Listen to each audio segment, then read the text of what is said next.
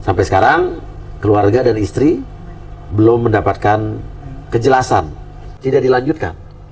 Sampai sekarang tidak dilanjutkan. Sampai sekarang tidak dilanjutkan. Tidak ada Pencarian kejelasan. hanya dilakukan berapa hari pada saat itu? Pencarian dilakukan 2 minggu sampai tanggal 31 Januari. Di sini saya merasa banyak kejanggalan yang terjadi saat hilangnya suami saya karena tidak adanya keterbukaan pada kami keluarga. Bapak Waka dan Ibu Wakapolres menyampaikan kalau logbook suami saya terbalik. Malam harinya ternyata saya dapat telepon dari Pak Kapolres, "Dek, ternyata Tommy itu tergelincir dari logbook." Jadi sudah beda lagi versinya. Helikopter yang saya sewa itu saya dapat informasi di cancel. Ternyata helikopter itu di cancel Pak Kapolres. Ibu Kapolres cerita ke saya kalau Pak Kapolres pikir ini hanya Tommy itu cuma ngeprank. Kok berarti mereka menganggap remeh nyawa suami saya gitu? Selebihnya dari situ, dari tanggal 21 tersebut, tidak ada pernah lagi tim yang kembali ke TKP sampai detik ini. Bapaknya berani kan, Pak? Berani. Berani. Itu Kapolres nggak berani, takut mati. Sampai itu berat meja. Mundurkan diri saja menurut saya sih. Tapi juga Bapak ikut. Oke, kamu bayar berapa tuh? Helikopter? Helikopter itu sekitar 490-an Juta. Iya. Kalau pesawat itu sekitar 260 Kamu bayar sendiri tuh? bersama keluarga besar. Bersama keluarga besar? Iya, siap. Wow. Oke, terus? Setelah- Ya seharusnya bukan kalian nih yang mencari nih, harusnya ya menurut saya. Siap. Saya Ria Tarigan, istri dari Ibtu Tommy Samuel Marbun yang sudah 3 bulan hilang saat pencarian DPO KKB di Bintuni, Papua Barat. Di sini saya merasa banyak kejanggalan yang terjadi saat hilangnya suami saya karena tidak adanya keterbukaan pada kami keluarga bahwa seperti apa kronologi terjadi hilangnya kejadian hanyutnya suami saya. Saya juga merasa banyak kejanggalan karena barang-barang suami saya kembali yang harusnya melekat pada badan dia saat melakukan operasi, seperti body vest atau rompi anti peluru, senjatanya, dan juga HP-nya. Dan saya menduga kalau anggota menutup-nutupi atau Polres menutup-nutupi berita hilangnya suami saya ini. Saya juga merasa ada kejanggalan karena suami saya dinyatakan hanyut, tapi anggota malah melanjutkan pengejaran terhadap DPO KKB ini. Atas perintah siapa? Sedangkan pada saat itu suami saya adalah pimpinan dari tim operasi senyap itu. Selanjutnya, saya juga merasa janggal kenapa operasi senyap ini menggunakan dana pribadi. Dan itu saya transfer sendiri dari rekening saya sebesar 30 juta rupiah.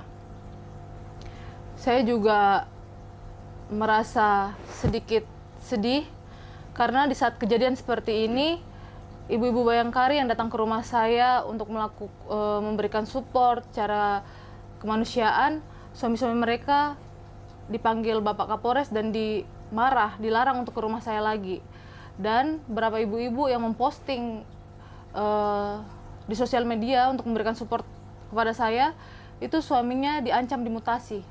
Ada apa? Kenapa sampai sebegitunya? Apa salah saya dan suami saya? Dan herannya lagi, kenapa di saat suami saya sampai sekarang belum mendapatkan kejelasan, Bapak Kapolres malah mendapatkan promosi jabatan menjadi Kabid Propam Polda Papua Barat Daya. Sampai sekarang keluarga dan istri belum mendapatkan kejelasan dari kasus hanyutnya suaminya. Apakah suaminya sudah meninggal? Apa dalam keadaan baik-baik saja? Tidak ada kabar ya. Dan pencarian tidak dilanjutkan. Sampai sekarang tidak dilanjutkan. Sampai sekarang tidak dilanjutkan. Tidak ada Pencarian hanya dilakukan berapa hari pada saat itu? Pencarian dilakukan 2 minggu sampai tanggal 31 Januari. Terus dijanjikan pada pihak keluarga kalau akan ada pencarian jilid 2.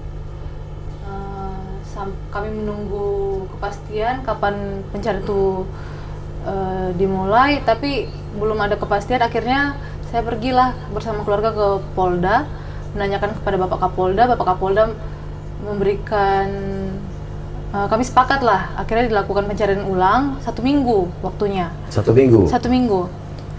Setelah itu kalau berdasarkan sprint harusnya pencarian itu tanggal 27 Januari sampai tanggal 31 Januari. Terus yang saya dapat informasi, tapi ini kabar-kabar dari anggota yang ada di sana. Tanggal 27 itu mereka dari Bintuni berangkat ke posko. Dari posko ke TKP itu baru tanggal 28. Tapi ternyata tanggal 28 itu ada insiden longboot pecah. Longboot itu kebetulan bawa bahan makanan, jadi akhirnya kan tidak bisa melanjutkan perjalanan ke TKP. Akhirnya mereka balik. Jadi saya pikir mungkin besok mungkin diulang harusnya. Tapi ternyata anggota malah balik ke Bintuni. Tidak jadi pencarian. Tidak jadi pencarian. Oke, dan ini ada video beberapa saat sebelum suaminya Mbak ini dan juga teman-temannya, anggota-anggota yang lain juga melakukan operasi ya. Ini sungainya seperti ini. Kita lihat.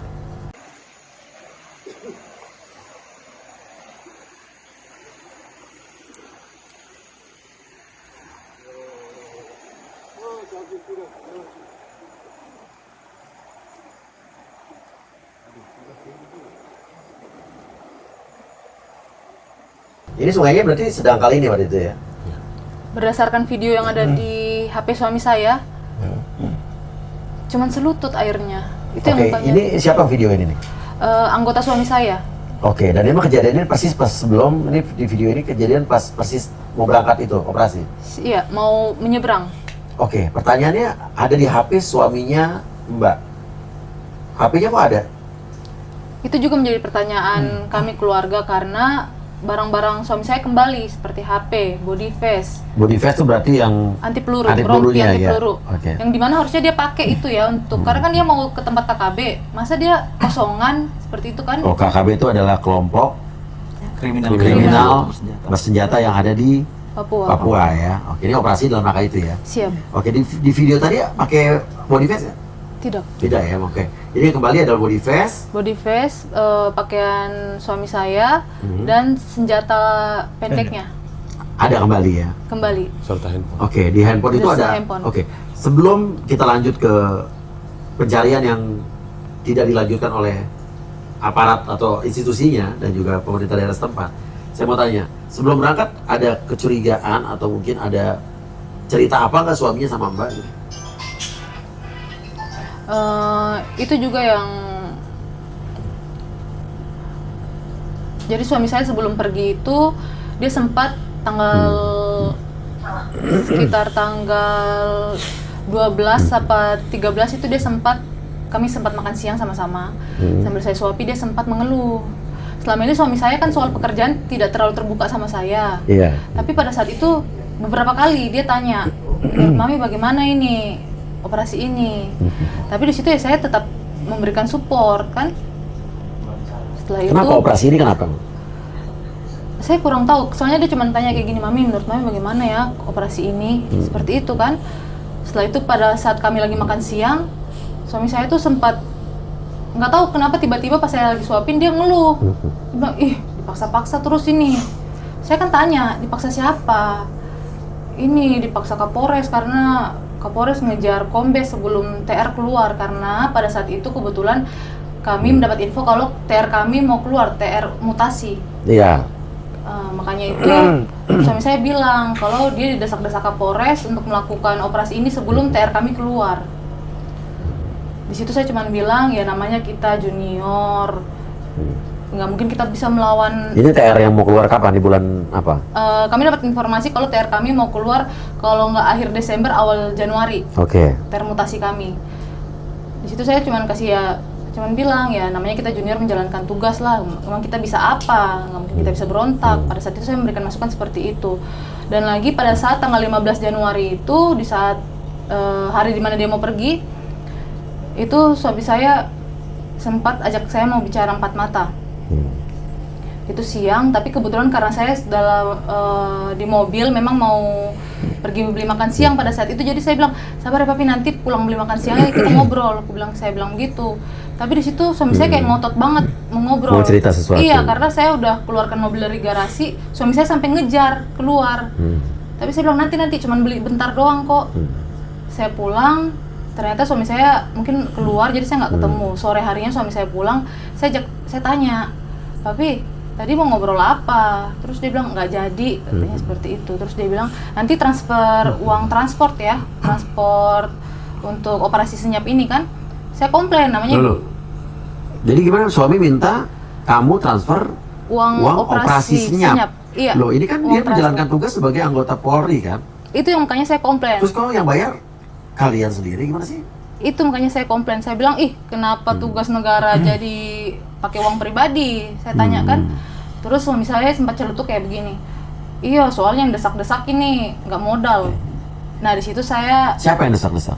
Dugaan saya Kapolres. Karena dia tidak menyebut namanya. Dia tidak menyebut nama. Jadi dugaan saya Kapolres. Apa bahasanya dibilang orang tadi? Soalnya orang yang desak-desak tidak kasih modal. Sementara di sebelumnya dia sempat cerita paginya bahwa dia tanggal 12 atau tanggal 13 dia sempat cerita kalau dia didesak oleh Pak Kapolres karena mengejar kombes. Oke. Jadi dugaan kamu ke situ ya? Iya, dugaan saya adalah Pak Kapolres. Terus? Ditransfer uang itu? Saya transfer dan ada bukti transfer. Berapa? 30 juta saya transfer. 30 juta. Jadi kamu transfer kemana?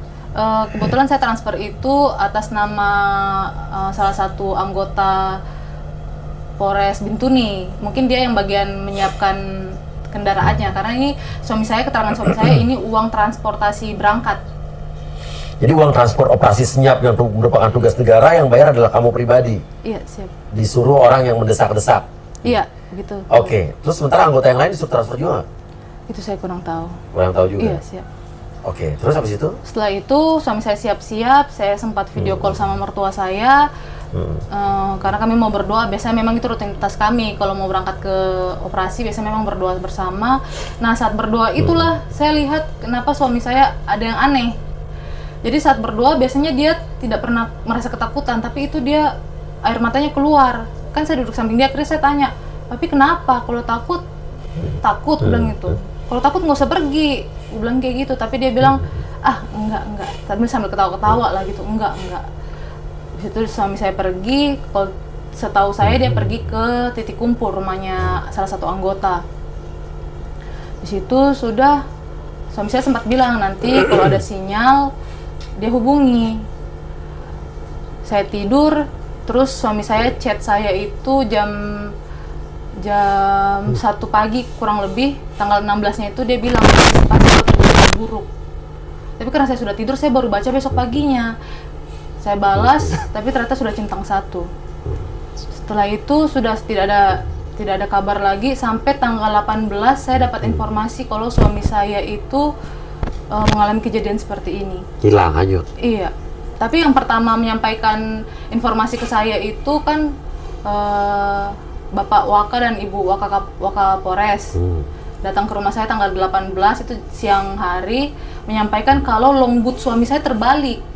Oke, awal informasinya longboot terbalik. Perahu ya? Iya, perahu. Longbootnya terbalik. Berarti ada orang-orang lain yang juga di situ berarti kan? Gak mungkin dia sendirian gitu iya, kan? makanya itu saya bilang, Bang, kebetulan saya bilang ke senior saya kan, ke Bang Pak Waka, saya bilang, Bang, kalau longbootnya terbalik siapa aja yang teman-teman longbootnya? Memang cuma satu longboot yang lain masa nggak lihat?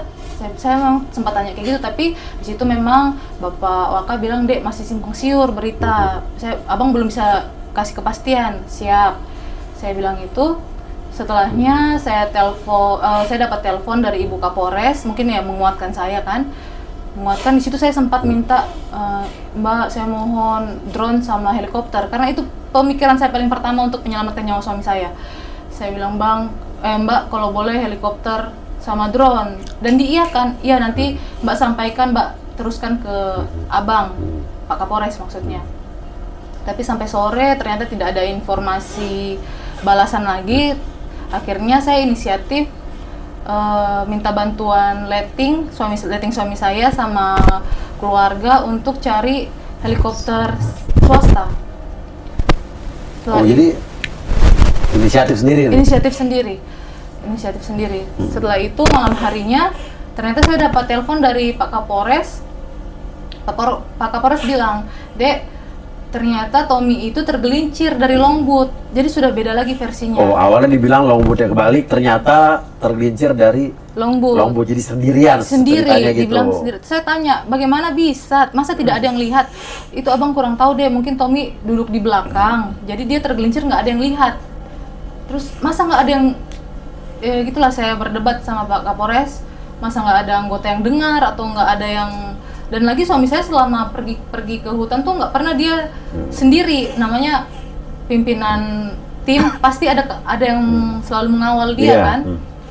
Bagaimana bisa dia tergelincir nggak ada yang tahu, saya bilang kayak gitu. Tapi ya itulah, tidak mendapat kejelasan juga. Tapi saya sampaikan itu ke keluarga karena ini kan dari Kapolres beritanya, jadi menurut saya itu A1 harusnya. Setelah itu helikopter yang saya sewa itu saya dapat informasi di cancel. Saya nggak tahu itu di cancel. Padahal kamu nyewa swasta nih. Swasta. Helikopter swasta sendiri nyewanya, bukan Polri yang bayar. Siap. Ya? Okay. Tapi di cancel. Lah saya kan bingung, lah kenapa di cancel? Karena di cancel waktu itu saya masih bersedih, jadi saya nggak mau belum terlalu fokus lah untuk nyari tahu. Akhirnya saya inisiatif lagi. Karena helikopter di cancel, mana nih yang bisa lagi kita pakai nih? Akhirnya adalah yang menawarkan pesawat kecil. Itulah yang saya dan bapak saya pakai tanggal 19 Desember. Tanggal 19 Desember saya lakukan pencarian bersama bapak saya lewat heli. Itu memang saya lihat di bawah itu ada 3 longboat yang memang mau menuju ke TKP. Dan saya lihat ada anggota tim senyap, tim dari suami saya yang ada di titik kumpul. Itu memang saya lihat. Terus, tapi itu saya tidak lihat ada tanda-tanda hanyut. Saya kembali ke Bandara Bintuni. Saya sempat tanyakan ke PJU Polres di sana, kira-kira ini ada perbantuan helikopter dari dinas nggak ya? Tapi ya memang pada saat itu belum ada yang memberikan kepastian. Akhirnya saya inisiatif lagi sendiri cari helikopter. Kemarin lagi saya sewa lagi ulang. Barulah dibilang gini, ibu DP dulu, nanti ibu cancel lagi. Terus saya nggak cancel, bukan saya yang cancel. Dari situlah terbongkar ternyata helikopter itu di cancel Pak Kapolres. Oke, ini benar nih? Ini benar. Jadi kamu menyewa helikopter sendiri, swasta, karena Polri tidak menyediakan itu. Padahal udah bilang udah iya, tapi tidak ada.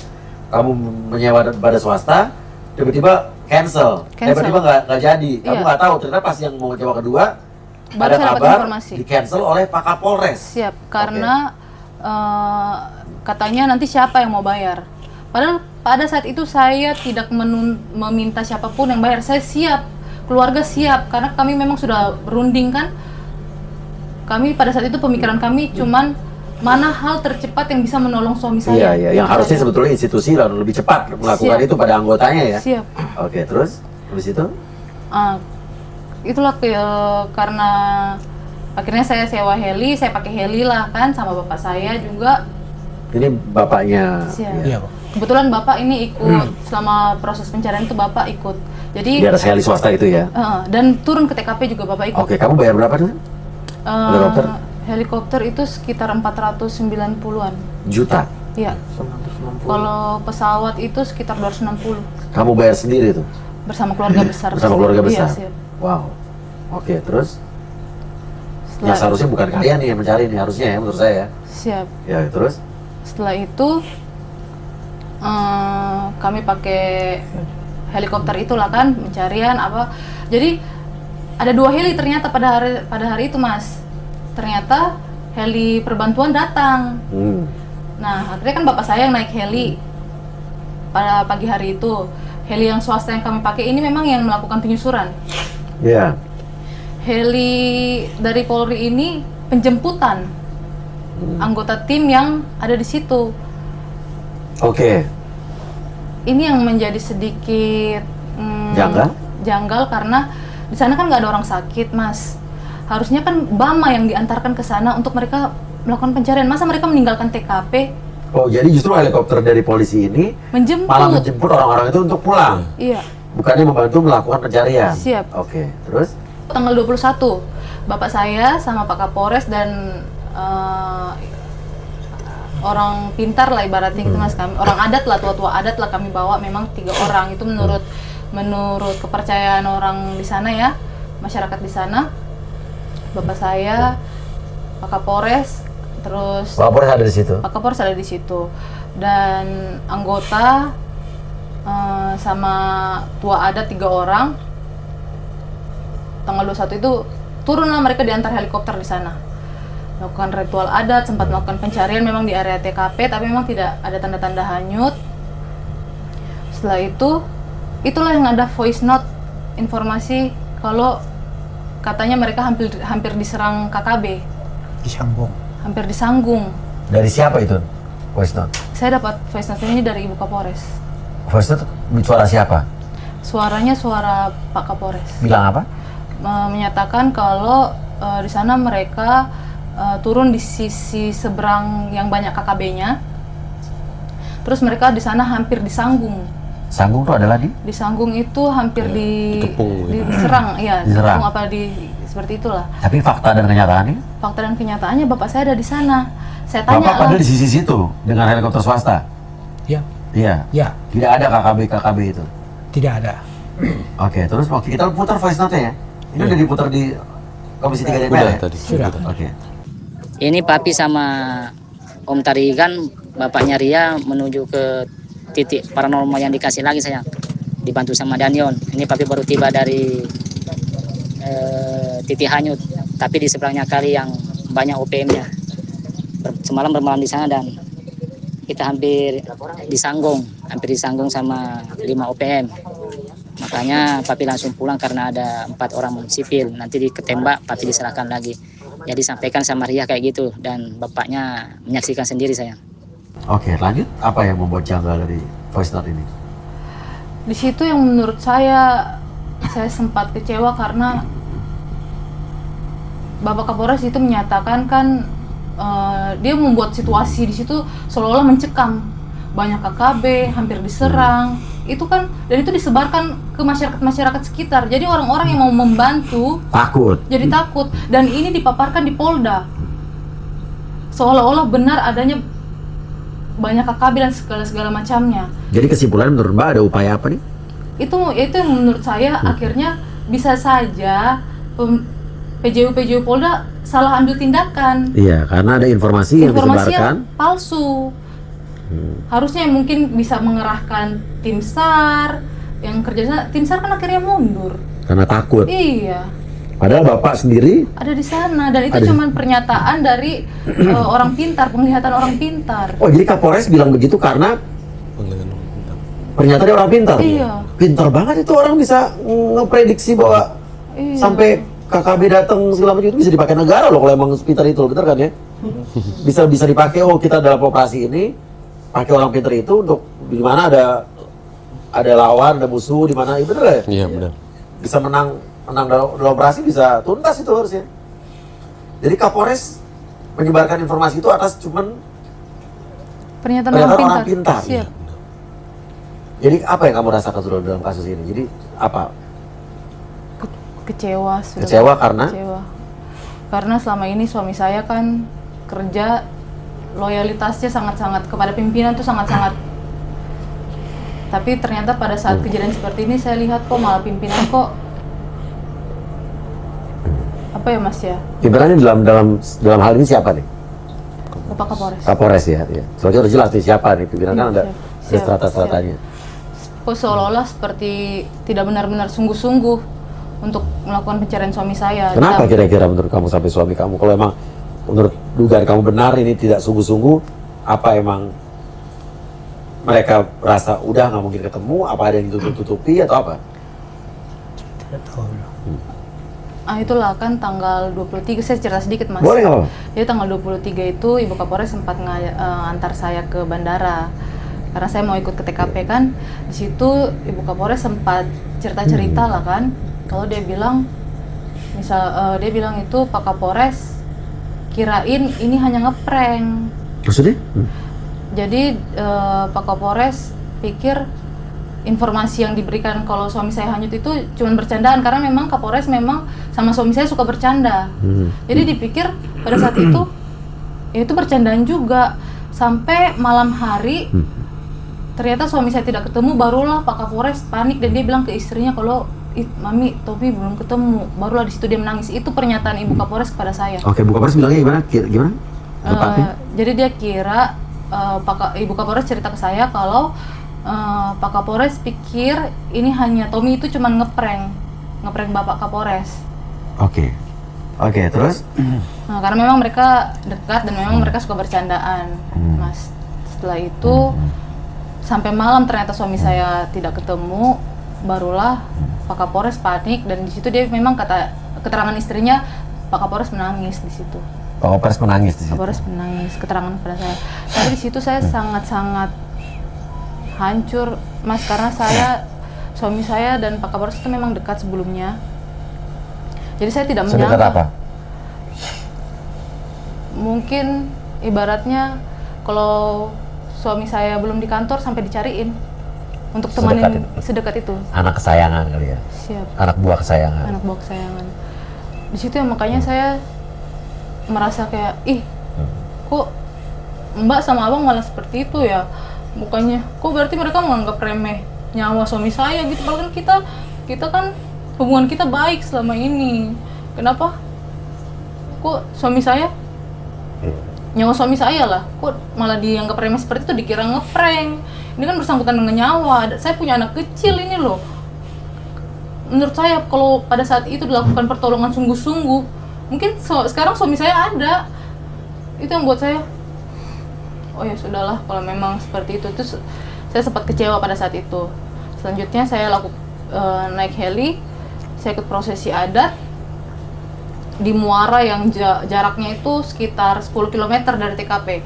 Jadi Mas, belum pernah ada longboat yang sampai ke TKP untuk melakukan pencarian. Memang tidak pernah terjadi selama ini? Kalau melakukan penjemputan mungkin ada. Iya, pencarian tidak pernah Jadi ada. pencarian selama ini itu dilakukan di Kali Rawara yang jaraknya 10 km dari TKP. Jauh. 10 jam dari TKP. Jadi nggak harus sebenarnya, nggak percuma gitu ya? Iya, karena itu kan jaraknya terlalu Iya. jauh, Mas. Itu makanya saya Jadi kamu menduga bahwa pencarian ini tidak sungguh-sungguh. Oke, ini ada ibu dari Tommy. Kami Mas Tommy, kan dulu sama ya. Ini juga ada bapak Sama dari yang- istri ya. Pak Tommy, Saya bapak adiknya. Adiknya Tommy. dari Tommy dan Mas yang semua kuasa hukum dari itu istri ya? ibu-ibu dilarang. Dari keluarga ya.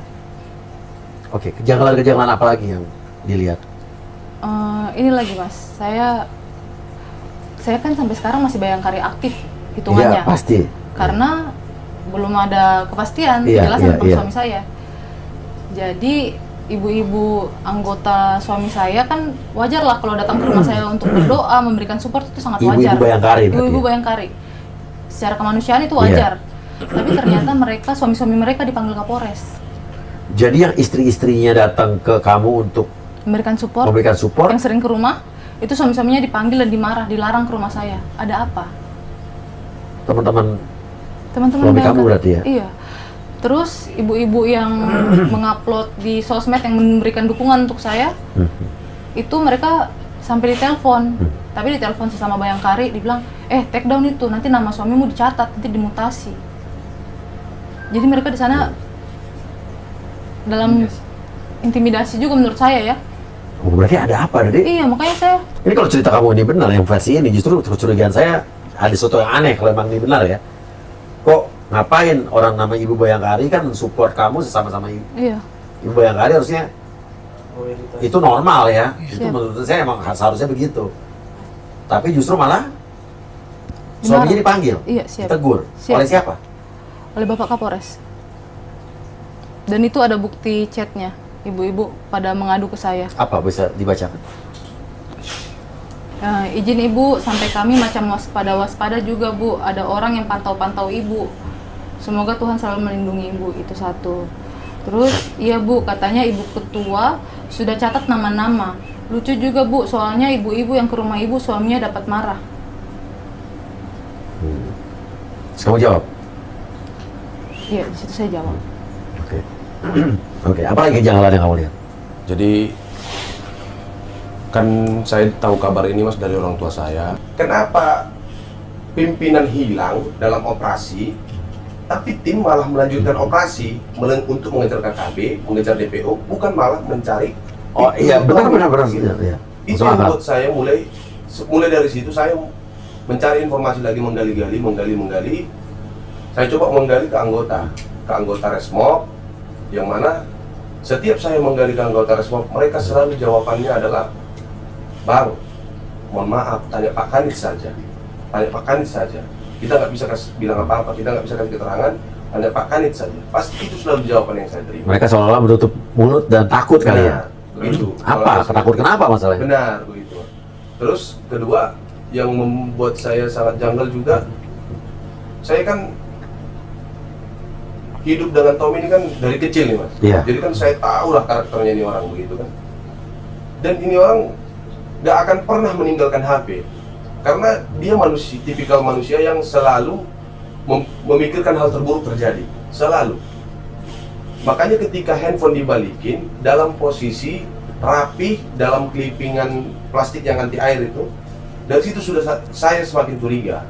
Apa sih sebenarnya yang terjadi di sana? Nah, terus dari tanggal 18 sampai tanggal 31, tim yang pernah nyampe ke TKP itu setelah kembali itu hanya 9 orang seperti Mbak Ria tadi ceritakan. Yeah. 3 masyarakat adat, terus Bapak Mertua, terus Kapolres dan 4 anggota. Selebihnya dari situ, dari tanggal 21 tersebut tidak ada pernah lagi tim yang kembali ke TKP sampai detik ini. Ya, untuk melakukan pencarian ya. Begitu. Sampai bahkan di tanggal, kalau saya tidak salah, itu kan mereka balik tanggal 20 ke TKP tanggal 21. Terus di tanggal 22 atau 23 saya lupa, kurang ingat. Saya ikut ke posko menggunakan helikopter dari Bintuni ke posko, terus kita turun di posko. Terus Kapolres tanya, bilang ke Bapak Mertua, Amal, kita mau cari kemana lagi? Udah, kita balik ke TKP. Bapak Mertua bilang begitu. Tapi Kapolres marah, dia gebrak meja. Ya, saya tidak mau mati ya, saya tidak mau ke TKP lagi. Bilang begitu. Gimana pimpinan apa? Macam apa itu? Nah, itu. Iya. Saya tidak mau ke TKP lagi, saya tidak mau mati. Padahal anak buahnya hilang di Anak situ. buah hilang. Iya. Nah, saya tidak mau Wah, mati. menurut saya sih Nah, kurang bisa disebut punya jiwa pemimpin yang bagus ya. Itu. Iya. Terus Siapa yang Kapolresnya? Pak Faridun Wahid. Oh iya, Faridun terus? Wahid. Terus sampai Pak Mertua ini bilang, ya udah, Komandan, kalau memang tidak berani ke sana, udah antar saja saya sendiri ke sana. Turunkan saya sendiri di sana. Nanti 3 hari lagi baru jemput saya. Sampai dibilang begitu. Beranian Bapak ya? Iya. Harusnya Bapak jadi Kapolres, kalau perlu Kapolda, Bapak jadi polisi aja Pak ya. Bapak aja berani kan Pak? Berani. Berani, itu Kapolres nggak berani, takut mati. Sampai dia gebrak meja. Mundurkan diri saja menurut saya sih. Ya. Terus sekarang Kapolresnya turun TR nggak terakhir? TR. Naik. Naik. Promosi jadi apa? Kabit Propam. Di mana? Di Polda Papua Barat Daya. Polda Papua Barat Daya, Iya. malah naik. Malah naik. Padahal dia waktu mau harusnya menyelamatkan anak buah atau mencari anak buahnya, dia takut mati. Iya. Itu ada. Harusnya TR-nya turun menurut saya.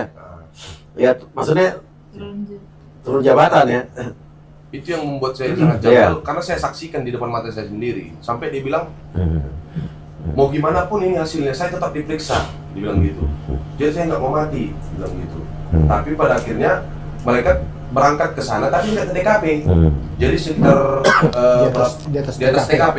Jadi tidak di TKP, karena dia tidak mau turun di TKP. Begitu. Dan itu pun hanya 1,5 jam ke 2 jam. Berangkat jam 1, dia minta heli harus sudah jemput jam 3. Jam 3 sore. Ini berangkat jam Manja kali dia. 1 siang. Iya. Nah, jadi mereka hanya berangkat tanpa bawa cuma bawa aqua. Aqua, tidak ada bawa tenda karena memang rencana tidak bermalam. Jadi begitu turun, cari sisir-sisir, udah helikopter telepon Masa basi lah ya. Ya, HT satelit, langsung jemput sama helikopter. Udah. Jadi dari situ nggak ada lagi pernah pencarian sampai per hari ini untuk sampai ke TKP. Kalau pencarian di bawah itu banyak, mulai dari masyarakat juga ada, begitu. Oke. Itu yang buat. Dan pada akhirnya saya merasa janggal juga. Kenapa malah promosi di saat ada anggota yang hanyut? Iya. Kalau tadi Harusnya kan jadi catatan khusus ya? benar, jadi catatan khusus Mas. Karena kan kalau tadi maaf nih, kalau memang sudah meninggal dan jasadnya ketemu, kita semayamkan dengan baik, dia hantarkan jenazah abang saya dengan baik. Iya. Kalau dia promosi ya kita nggak masalah. Wajar aja. Kita wajar. Karena kan meninggalnya bukan salahnya Kapolres Benar, juga. begitu. Cuman yang jadi masalah adalah apa yang dilakukan tindakan dia saat harusnya melakukan pencarian ini atau penyelamatan, tapi dia malah melakukan hal seperti tadi kan. Nah, itu yang sangat kita sesalkan begitu. Kenapa ini kejelasannya belum ada, tapi yang ini malah promosi. Sampai saya kemarin itu baca berita guru KKB mengejar kombes. Nah, sampai ada headline begitu, saya pikir apa? Aduh. Karena dia jadi kombes dia. kita kemarin bersurat ke Sektum untuk menunda kombesnya, begitu Mas. Karena ya kita nggak terima, jangan sampai nanti dia pindah jabatan, malah Kapolres yang selanjutnya kan ini bukan tanggung jawab dia. Iya. Karena sudah dia tanda tangan disiplin. Nah, jadi nanti bisa saja lepas tangan dan kita pun tidak bisa desak dia untuk melakukan pencarian begitu. Jadi kita minta nonaktif begitu, hold begitu. Oke. Ya mungkin mau tambahkan gini ya. Yang disajikan sampai saat ini nggak pernah fakta tapi isu. Kita kan butuh fakta yang sebenarnya. Kenapa sih? Apa susahnya ngasih tahu? Ini loh sesungguhnya, ini loh yang sebenarnya. Kan nggak mungkin lah, ini bukan masa kahar ya. Mana mungkin kalau prajurit aja sedang berperang, ada anggota hilang atau insiden ditolong kan, bukan tetap melanjutkan perang atau apa mungkin. Tapi ini kan ini pimpinan operasinya di situ lagi ada insiden, tim tetap melakukan pengejaran dan jarak waktunya ketika DPO tertangkap itu jam 5 ya, 5 sore, jam 10. Sementara kejadian ini dibilangnya Jam 9 pagi, jam 9 ke jam 10. Ada 8 jam untuk mencari. Kalau semua mencari mereka itu pasti masih di sini. Ada apa di situ? Iya, benar. Makanya semua keluarga dalam hati kecilnya muncullah sebuah intuisi atau dugaan ada sabotase. Oke, dugaannya apa? Ya, Sabotase karena apa? Kenapa satu mendapatkan fakta aja susah. Dilempar ke sana, dilempar ke sini, kenapa? Kalau memang betul dia menjalankan tugas negara, apa salahnya itu menjadi laporan pertanggungjawaban? Yang kedua, baru kenapa? Ini loh operasinya, ini loh ada pimpinan operasi hanyut yang dilakukan pertama kali, kok malah tetap melakukan pengejaran, kan aneh di situ kita juga melihatnya. Dan ketiga, apa yang harusnya dalam sistem operasi itu melekat sama dia balik, CNP harus melekat. Ini operasi pengajaran, CNP harus harusnya kan ini ada apa kan? Iya, gitu. artinya kan kalau dia mengejar KKB harusnya dia bersenjata dong. Harus posisi lengkap lah. Nggak mungkin dia kan semua segala macam itu harus lengkap lah. Ini kan bukan operasi main-main kayak ngejar. Ini operasi masuk ke hutan yang jaraknya dari kota, dari posko itu jauh. Iya sih, bener sih, logikanya dia lagi ngejar KKB nih, kelompok bersenjata, iya kan? Tapi dia nggak bawa senjata, dibilangnya karena senjata ditinggal gitu. Iya. Ini nggak masuk akal kan? Makanya itu makanya muncullah banyak, makanya semua jadi banyak isu, karena yang diterima isu dari sini kan. Itulah yang bikin mereka sampai ke sini teriak, speak up. Ada apa sih, kasih tahu lah, beritahu kami. Iya. Kalau ibu sendiri gimana Bu dengar pertama kali? Saya pada tanggal 18 jam 11 bisa di Sumatera ditangkap. Dengar berita, telepon saya menantu saya, dia nangis. Nah, anak Inang jatuh dari Lombok. Lombok bagaimana? Lombok. Jadi kalau jatuh dia apa nggak ada kawannya? Apa nggak mau menjerit dia minta tolong? Nggak tahu saya, Nang. Dari mana kau tahu beritanya? Dari Wakapolres. Coba tanya dulu bagaimana sebenarnya. Tapi saya udah menjerit-jerit saya. Karena sebelum berangkat, anak saya asal bertugas dia, kita minta dukungan doa. Kami berdoa bagus. Tapi memang saya ingatkan pada saat itu. Saya panggil nama dia, Mi. Kalau nanti berangkat Pak, berdoa, tak waspada. Karena dia kasih tahu mau ke gunung. Kalau bayangan saya ke gunung itu ngeri, kota bagaimana gitu, saya nggak bisa menceritakan. Bagus-bagus siapa? Berdoa. Iya mah. Kalau memang Tuhan jaga kita, doa ibu juga menembus langit katanya. Bagus-bagus ya Mang. Iya mah. Saya dengar kabar tanggal 18 itu, saya shock. Saya tidak bisa menerima. Sampai malam, sore, telepon juga mengantuk. Nang, katanya anak Inang tergelincir. Tergelincir bagaimana? Tadi dari longboat jatuh, ini tergelincir bagaimana lagi? Terus kami tunggu sampai beberapa hari kemudian, saya memang shock, Mas. Selama kejadian itu, saya tidak bisa menerima kenyataan ini karena saya tanya, nggak ada berita, nggak. Saya tanya masih dalam pencarian. Tapi pencariannya ternyata seperti yang diceritakan tadi tidak maksimal. Pas kami sampai di Bintuni, saya akhirnya berangkat Mas ke Papua tanggal 23. Sampai kami di Bintuni tanggal 24 Januari. Terus saya pulang gereja malam, saya ajak menantu, ayolah ke rumah Bapak Kapolres biar kita berkunjung. Saya juga minta supaya Bapak itu melakukan pencarian lagi. Memang sebelumnya kami sudah menghadap Kapolda bahwasanya untuk pencarian kedua. Akhirnya kami pergi berkunjung ke rumah Bapak Kapolres, kita sambut. Terus saya bilang, Bapak, saya minta tolonglah dilakukan pencarian yang lagi. Karena sampai saat ini anak kami belum tahu di mana keberadaannya. Tolonglah Bapak. Saya bilang gitu. Ya Inang tenang. Karena kami mau berangkat hari Senin. Tapi Inang, kalau saya berangkat, saya tidak ikut ke TKP. Saya hanya sampai di Sawit. Karena KKBI itu sudah menunggu di situ. Kalau memang saya tidak jaga nanti di Sawit itu, anggota yang berangkat dari Longbot dengar ledakan gak jadi berangkat katanya. Terus saya bilang, Bapak, saya tidak tahu dengan situasi apa di sana. Saya hanya minta tolong pencarian dilanjutkan Bapak, agar anak kami tahu di mana keberadaannya. Ya Inang tenang, kita melakukan pencarian katanya. Itulah ternyata terjadi insiden itu. Terus saya sembah-sembah Bapak itu minta tolong untuk pencarian dilanjutkan lagi. Karena saya dengar dari cerita Bapak itu seakan-akan untuk menakut-nakuti. Karena di Sawit kalau menerima sepengetahuan warga, Sawit itu masih jauh dari TKP.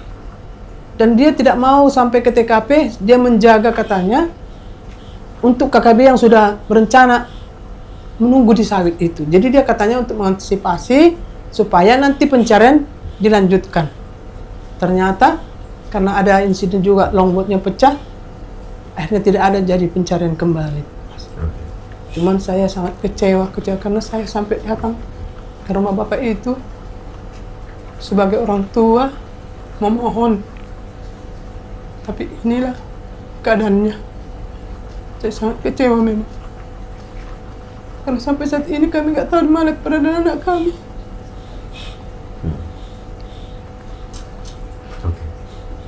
Bapak waktu melakukan pencarian apalagi yang janggal? Terima kasih Pak. Jadi tanggal 21 ada tim spiritual yang masyarakat bilang itu harus bikin adat, kebiasaan adat di sini katanya. Kita bawa oleh 3 orang, 2 laki-laki, 1 perempuan. Perempuan ini ada suami istri dia. Kita bawa ke sana, kita laporkan sama Bapak Kapolres. Bapak Kapolres, kalau gitu kita ke TKP.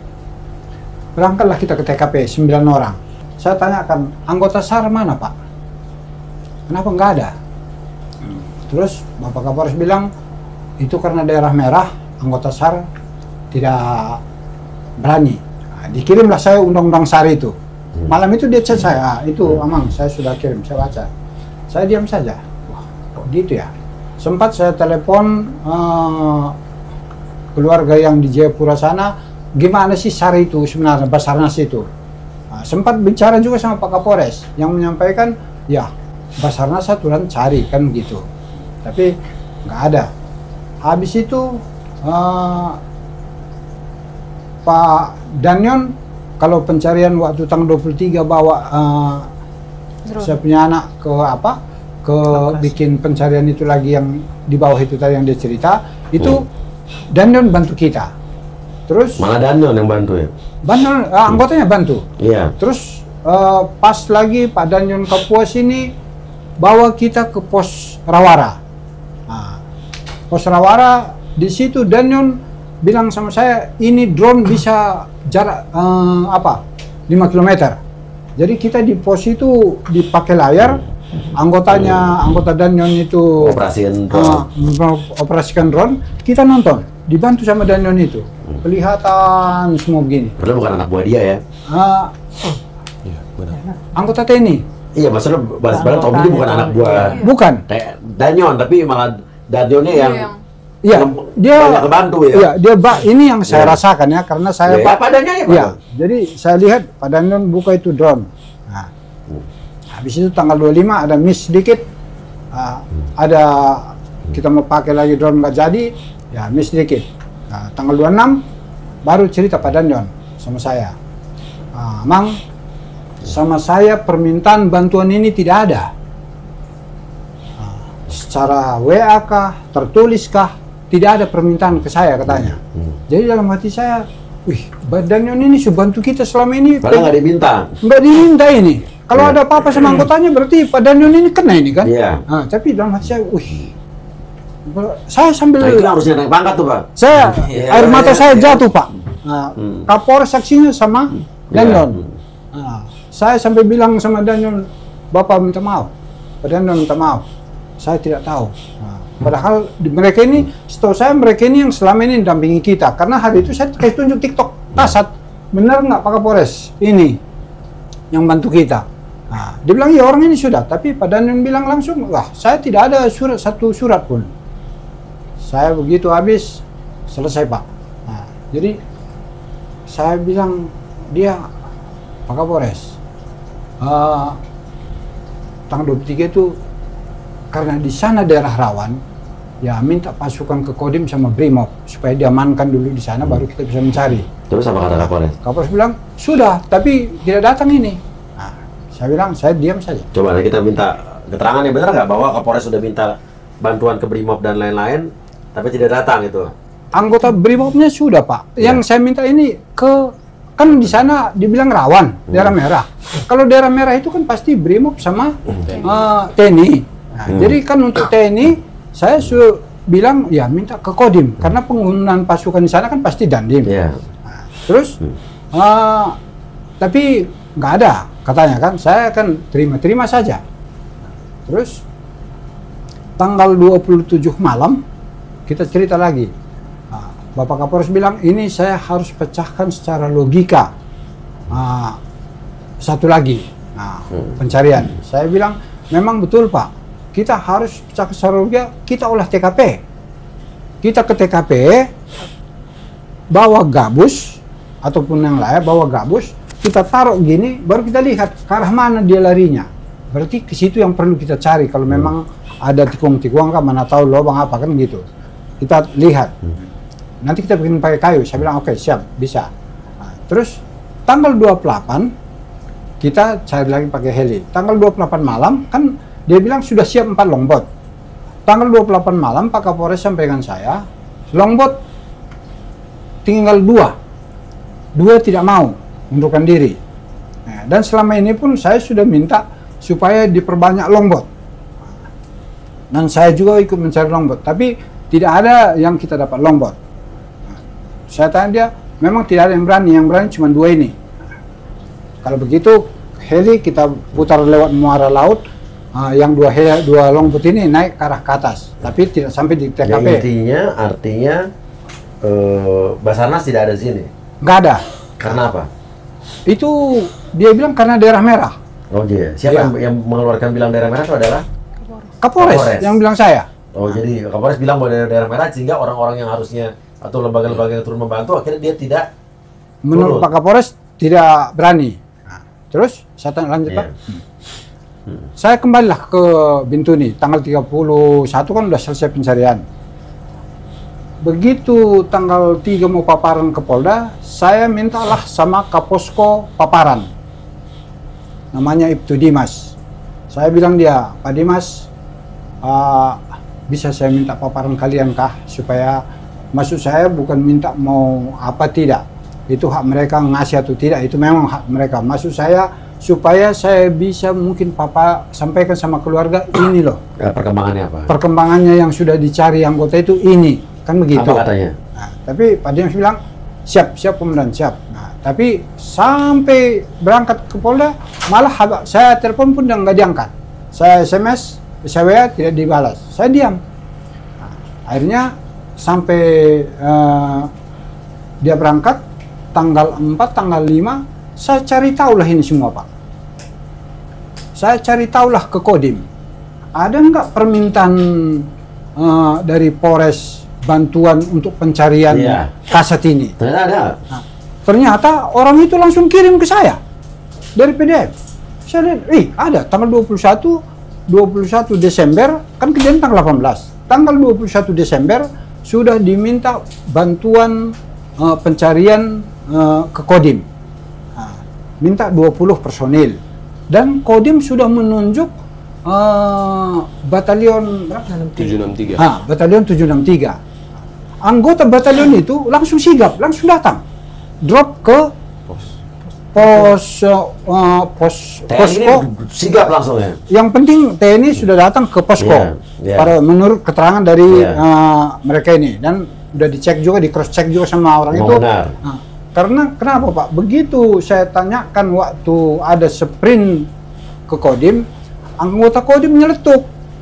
Dia bilang, "Komandan, ada surat permintaan ke kita, tapi kenapa dikasih pulang Maksudnya? Dipulangkan. Jadi anggota ini sudah datang ke polsek, ke posko di Polsek Bintuni Kota, tahu-tahu dipulangkan sama Kabaop. Oh, malah dipulangkan mau? Iya. Dipulangkan sama Kabaop, bukan dikirim dia ke hari itu kan tiap hari ada heli ke Moskow, ke Manado, dari Bintuni ke Manado. Agak janggal ya untuk saya kalau emang ini beneran nih. Ini beneran. Jadi bantuan yang sudah dikirim oleh TNI sudah sampai ke posko malah dipulangkan oleh Kabak di polisi berarti ya? Ya. Pak Sakaria. Iya. Jadi coba Pak Sakaria tolong kasih keterangan kenapa nih, apa benar ini terjadi gitu ya? Jadi Pak, ini kan menurut saya kan kalau ini TNI sudah ada, kan tanggal 21 kan masih bisa di drop semua pasukan ke sana untuk mengamankan supaya bisa kita olah TKP. Iya. Ini sampai detik ini kan tidak ada olah TKP dan tidak ada juga pencarian selama ini di sepanjang kali itu. Tidak ada. Oke, saya ngerti. Kemudian saya tanya lagi lah orang Basarnas. Saya ke Manokwari ketemulah orang Basarnas. Saya bilang, kenapa orang Basarnas cuma 1 hari mencari ya? Tapi dari Basarnas bilang, aduh, ini kita tidak tahu. Kita minta juga videonya, tidak dikasih. Kan begitu. Saya pikir-pikir dari mana saya bisa masuk ini. Saya teleponlah salah satu wartawan. Kebetulan dia telepon saya bilang dia, saya kasih tugas adik dulu ya. Nah, dia bilang, apa Bapak katanya? Coba wawancara kepala Basarnas Provinsi. Apa alasan mereka 1 hari cuma melaksanakan pencarian? Nah, langsung bilang, siap, kami akan bantu. Tidak sampai lama, langsung dikirim sama saya percakapannya. Nah, dan hasil dari percakapan ini, Basarnas tidak bisa turun, yang turun 1 hari itu hanya bersifat bantuan, spontanitas. Karena Basarnas itu menurut dari pembicaraan itu, nanti bisa saya kasih sama Bapak, Basarnas itu bisa turun apabila sudah ada surat permintaan, itu satu. Yang kedua, kronologis kejadian, supaya kami bisa menyiapkan sarana prasarana apa yang dibutuhkan di situ. Ada nggak surat-surat itu? Saya tidak lihat Pak, tapi Kepala Basarnas bilang dari hasil wawancara kemarin, kalau nggak kemarin dulu, sampai sekarang tidak ada. Tidak ada permintaan itu? Ya, kalau nanti muncul umpamanya surat itu berarti dia berbohong ini rekaman ini. Ya, karena ada rekamannya di saya. Nah, jadi itu. Jadi tidak ada sungguh-sungguh memang meminta pertolongan ke Basarnas itu ya? Oke. Paham saya. Kalau seandainya ini tadi pencarian dilakukan secara maksimal, Pak, kami keluarga pun merasa puas. Kenapa? Selama ini yang melakukan pencarian di air hanya 3 kali. Sekali tanggal 19 itu yang saya lihat, sekali tanggal 23 yang ikut anak saya, sekali tanggal 29 yang 2 longboat. Memang ini bisa saya buktikan karena apa? Tiap hari saya naik heli lewat atas, susur lewat kali. Tapi kalau naik heli kan tidak bisa maksimal karena jaraknya 100 sampai 150 meter. Dan kita bisa lihat ada orang di bawah atau tidak. Jadi yang saya lihat itu cuma 3 kali. Ada 2 longboat, ada helikopter yang lain. Iya. Nah, memang Setelah kami menghadap Bapak Kapolda perintahkan itu, tanggal 27 kami ke posko, tanggal 28 mau jalan, saya lihat kok bisa disiapkan 12 longboat. Selama ini di mana? Iya, baru belakangan itu ya. Selama ini di mana? Nah, karena berangkat ke atas ada memang kendala, pecah longboat. Dan kita mengucap syukur tidak ada korban. Nah, itu kita mengucap syukur sekali. Nah, itu yang kami agak apakan, Pak. Kalau tadi seandainya ada pencarian maksimal ke TKP, kita olah TKP di sana, diamankan TKP di sana sama TNI Polri umpamanya. Apapun hasil akhirnya terima pasti Pak. Kita akan terima karena ini namanya tugas. Sudah kita tanda tangan kontrak. Kalian keluarga kecewa karena dirasa pencarian tidak maksimal, tidak Benar. sungguh-sungguh ya. Dan semacam ditutup-tutupi begitu. Ya, ya. Ditutup di apa, Pak? Di cut-cut begitu. Tadi di RDP DPR Komisi 3 ada siapa aja tadi? Ada Si Kapolres itu ada tadi? Lewat Tadi kan Zoom, Pak. Lewat Zoom. Apa tadi penjelasan dia? Yang sekarang udah jadi bukan jadi Kapolres, berarti dia di Propam, Kabit Propam di Polda Papua ya? Jadi kalau untuk Kabit Propam Polda Papua Barat Daya dia belum sertijab, Mas. Oke. Karena TR-nya itu baru 3-4 hari yang lalu kalau saya. Iya. Keluar kan ada 1.000 lebih TR. Iya, benar. Jadi dia belum sertijab memang. Iya. Jadi tadi dia nggak terlalu banyak sih untuk buat pemaparan. Dia cuma menyangkal beberapa pernyataan yang dikeluarkan oleh Mbak Ria. Salah satunya adalah masalah uang transportasi. Yang 30 juta itu. Ya, benar. Bahwasanya katanya tidak benar itu. Karena uang operasi ini sudah uang DIPA tahun 2024. Tapi Mbak bisa membuktikan kan bahwa uang itu ada di transfer kan? Ada bukti transfernya tidak kita lampirkan tadi. Oke, bisa kita tampilkan ya? Bisa. Oke. Nah, Oke, itu kemudian- jelas ada ya. Berarti dia tadi menyangkal sesuatu hal yang sudah ada buktinya. Ya, ada buktinya. Terus kemudian dia menyangkal bahwasanya dia tidak pernah mengatakan kalau Tommy terpleset dari longboat. Padahal jelas-jelas Pada jelas-jelas dia telepon Mbak Ria kalau mengatakan Tommy terpleset dari longboat begitu. Mbak yakin ya? Yakin, Berani karena bersumpah bahwa emang dia ngomong begitu ya? saya berani bersumpah, memang saya tidak punya bukti. Iya, tapi karena dia itu secara lisan by phone, dan itu pada saat kejadian itu kan rumah saya ramai banyak orang, jadi di situ banyak yang mendengar. Karena memang di situ saya ditemani juga dengan ibu-ibu Bayangkari karena keluarga kebetulan belum sampai di Bintuni, jadi ibu-ibu Bayangkari banyak tuh yang mendengar kalau saya nangis-nangis karena penjelasan dari Bapak Kapolres yang menyatakan kalau suami saya tergelincir. Pertanyaan Ibu Bayangkari ini berani bersaksi nggak? Karena kan tadi katanya menurut Mbak suaminya ditegur nih, dipanggil ya. Mungkin kalau menurut saya kalau dinonaktifin mungkin berani. Kalau menurut saya ya. Oh, kalau si orang ini ya. Ya, Oke, karena apa lagi yang dia sangkal tadi hari ini? Hanya itu dua yang dia sangkal karena dia paparan nggak terlalu lama. Oke, menurut saya sih gini sih. Intinya ini masalah ini ada keterangan yang berbeda dari Mbak dan dia ya. Benar. Artinya menurut saya harus ada tim pencari fakta yang itu harus melibatkan orang di luar Polri. Benar. Ya kan? Dan dari Polri pun harus di luar Polda Papua menurut Benar, saya. benar. Itu yang kita minta. Ya, harus dari Mabes. Ya, benar. Dan menurut saya itu satu. Terus Polda Papua menurut saya dan juga Polres Bintuni ya, harus melakukan lagi penyisiran atau pencarian atau apapun ya, penggalian informasi tentang Tommy ini, karena biar bagaimanapun ini adalah anggotanya yang sedang menjalankan tugas negara sesuai dengan perintah atasannya. Benar. Menurut saya itu yang harus dilakukan. Ya, benar. Dan Mbak apalagi yang ingin Mbak sampaikan? Itu aja sih Mas, karena kan saya sempat juga menanyakan kepada Pak Kapolda pada saat itu. Memang saya datang ke Pak Kapolda. Pak Kapolda memang sempat menjelaskan kepada saya kalau mana sesuai aturan suami saya ternyata tidak kembali sampai tanggal 19 Desember 2025, statusnya baru keluar. Terus saya di situ saya tanya, izin Bapak, kalau begitu statusnya apa ya? Orang hilang dalam tugas. Ya. Orang hilang dalam tugas. Terus itu saya sempat menangis, saya tanya, Bapak, kalau cuma status orang hilang dalam tugas, saya gimana jelasin sama anak saya? Anak saya pas kejadian itu masih 8 bulan, Mas. Bulan ini dia 1 tahun. Nanti kan dia akan besar. Dia pasti akan bertanya kan, Ma, papa saya mana? Aku teman-teman saya ada papanya. Saya pun nggak ada. Saya mau jelasin apa, Mas? Saya mau bilang, papa kamu udah nggak ada, mana buktinya, mana jasadnya, di mana dikuburnya? Itu gimana saya mau jelasin ke anak saya? Apa kata Pak Kapolda? Kapolda cuma bilang, ya ini kan Pak Kapolda menjelaskan secara aturan dari kepolisian. Cuman seperti itu kata Pak Kapolda. Makanya itu yang buat saya sedikit pukul, karena saya kan ini seorang ibu.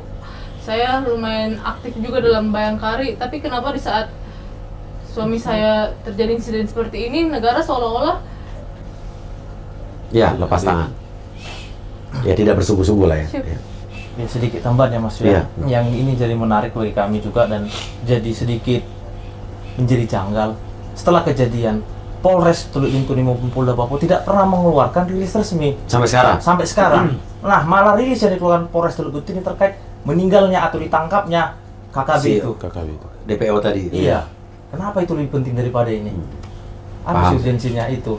Ya. Nah, itu jadi sebuah janggalan lah, sehingga kami sudah mengupayakan, kami bersurat ke Propam, Kapolri, Komisi 3, Paham, Komisi 5 dan ke seluruh kami instansi terkait. Kami minta ya berikanlah keadilan bagi keluarga. Kalau keluarga seorang perwira, keluarga seorang polisi aja diperlakukan kayak gini, gimana kita bicara keadilan penegakan hukum terhadap masyarakat biasa? Itu Ya paham. Dan intinya adalah menurut saya harusnya ya, kalau mau mengejar prestasi, prestasi yang lebih bisa dikatakan prestasi adalah saat dengan gua. dia bisa melindungi anak buahnya, Benar. mencari anak buahnya dan mencari penyebab atau apapun tentang informasi anak buahnya yang hilang dalam operasi ini. Yang nomor 2 baru ya itu DPO tadi. Benar. Karena biar bagaimanapun kan Tommy ini ya sekarang mengalami musibah atau hilang ini kan dalam bertugas. Iya. Dan menurut saya yang lebih patut mendapatkan prestasi itu bukan si Kapolres. Kapolres itu ikut gak dalam operasi ini? Tidak. Tidak. Menurut saya pimpinannya Tommy lah. Bukan dia, orang dia aja nggak berani. Iya kan? Dia nggak turun waktu dia mau minta pencarian aja tadi kan kamu cerita dia nggak berani. Takut apa tadi? Iya. Takut mati. Takut Benar? mati. Polisi takut mati. Iya kan? Merintah-merintah anak buah aja. Ya udah menurut saya itu aja. Bentuk tim pencarian, tim pencari fakta melibatkan orang-orang di luar Polri, dan di dalam Polri-nya juga harus orang-orang yang ada di luar Polda Papua atau Polres Bintuni. Gitu. Dan saya mendesak juga Polda Papua, Polres Bintuni untuk melanjutkan pencarian, melakukan penyisiran, karena Bayar-Bagi Perempuan ini adalah anggota Anda. Ini anak buah Anda yang hilang saat sedang menjalankan tugas negara. Dan jelaskan juga tadi soal dana pribadi yang 30 juta, Polres membantah, tapi ini buktinya jelas-jelas ada. Dan jelaskan juga bagaimana Anda dulu yang dulunya Kapolres, sekarang TR udah turun jadi Kabid Propam, ya, jadi Kabid Propam lagi naik pangkat ya. Apa benar pernyataan dari Mbak ini bahwa Anda tidak mau turun ke tempat itu karena takut ada KKB dan takut mati? Coba jelaskan, benar apa tidak? Iya kan? Oke. Silakan. Izin Pak. Jadi di waktu di posko di Satgas itu, saya pernah minta izin sama Pak Kapolres supaya dikumpulkan semua anggota yang datang yang ke TKP. Dikumpulkanlah semua. Pak Danyon ada, Pak Kapolres ada, saya ada. Nah, terus yang berangkat ke TKP pun ada. Jadi saya tanya, ya satu orang yang memberikan keterangan. Saya bilang hari itu supaya nanti saya kembali supaya bisa saya jelaskan sama keluarga bagaimana sebenarnya kejadian ini. Terus dijelaskan bahwa ini hanya begini. Baru saya bilang, saya tanya 3. Pertama, jam berapa kasat hanyut? Yang seperti yang dibilang tadi. Dia bilang antara jam 9 ke jam 11. Ya, sekitar jam-jam itulah. Karena mereka tidak bawa jam kan. Oke. Terus yang kedua, saya tidak tanya bagaimana cari, tidak. Karena bukan porsi saya. Jam berapa penangkapan DPO? DPO? Jam 5 tadi kan ya? Ya, sekitar jam 5. Oke. Kan udah jelas ini sebenarnya. Jauh tapi jaraknya. untuk mempertegas lagi, saya tanya, mana duluan kasat hanyut daripada penangkapan DPO? Dia bilang duluan kasat hanyut. Saya langsung bilang cukup. Nah, itu aja. Itu jelas ya. Jadi maksud saya supaya Ya harusnya yang dilakukan adalah menyelamatkan dulu orang pimpinannya ya kan. Ya, Gimana itu logika berpikir. biarlah Iya, nanti penyidik yang mendalaminya. Iya, iya. Benar. Kan itu kan bukan porsi saya lagi, tapi saya cuman pertegas di situ. Iya, iya. Dan itu pun diakui sama keluarga. Sudah lapor ke Propam? Sudah. Sudah ya. Propam mana? Polda apa Mabes? Mabes ya. Jadi memang sengaja kita laporkan di pusat semua, Pak. Karena Ya benar ya ya. Dan saya saya intervensi begitu. dan saya percaya Pak Karim ya. Iya, Pak Karim Propam ini Karim. pasti bisa tegak lurus dan saya percaya Pak Karim ini orang yang baik dan orang yang profesional ya. Oke, terima kasih banyak. Ya, kasih komen.